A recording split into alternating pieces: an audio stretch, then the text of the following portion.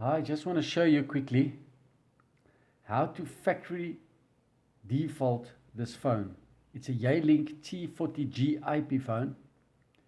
So maybe you want to reprogram it, or maybe you can't access it because you don't know the admin password.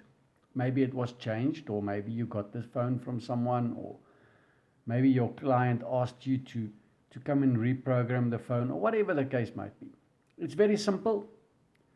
You're going to press and hold the OK button for 10 seconds. You will notice on the screen it will ask you for, do you want to factory reset the phone?